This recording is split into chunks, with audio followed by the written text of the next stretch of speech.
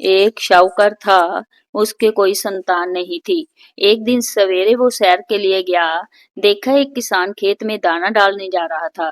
शाहूकार के मिलते ही वो वापस लौट गया और बोलता गया, आज तो शगुन अच्छा नहीं हुआ। किसान की बात शाहूकार ने सुन ली, उसका मुंह उतर गया। उदास मन से जब घर गया तो उसकी पत्नी ने उदासी का कारण पूछा। आज क्या बात है? शाहूकार ने सारी बात बताई तो पत्नी बोली, आज चिड़िया आई तो बेबी बोली, बच्चे नहीं जहां तो दाना कहाँ से मिलेगा? कहकर उड़ गई। शाहूकार को क्रोध आया। उसी दिन से सूरज भगवान की आराधना करने लगा। 12 वर्ष बीत गए।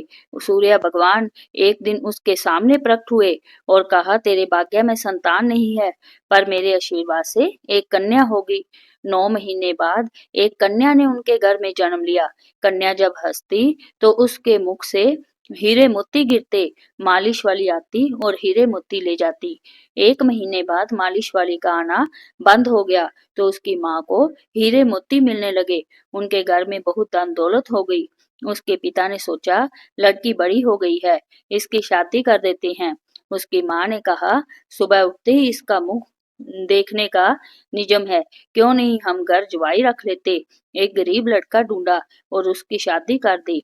शादी के बाद रोज सुबह उसकी माँ उसको उठाने जाती तो लड़के को बुरा लगता, तो लड़की ने प्यार से समझा दिया कि माँ का मेरा मुंह देखने का नियम है। एक दिन जवाई ने लड़की को उठा दिया और देखा हीरे मोती उसके मुंह से गिर रहे हैं। उसने उठा लिए।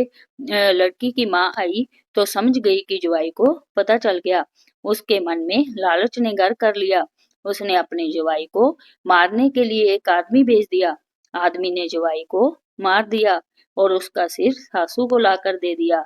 सूरज भगवान ने सोचा, हमारी दी हुई लड़की के पति को मार दिया, उसकी रक्षा करनी चाहिए। सूरज भगवान ब्राह्मण का रूप धारण करके गए और भिक्षा में जुआई का सिर ले आए। अंग जोड़कर अमृत का छींटा दिया और उसका पति जीवित हो गया। लड़की के पोष रविवार का व्रत करने का नियम था।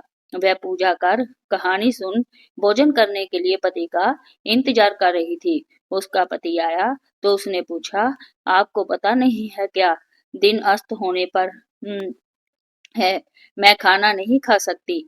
अगले दिन खाना पड़ता है। उसके पति ने उसको सारी बात बताई। बेटी बोली, अब हम जहाँ नहीं रहेंगे।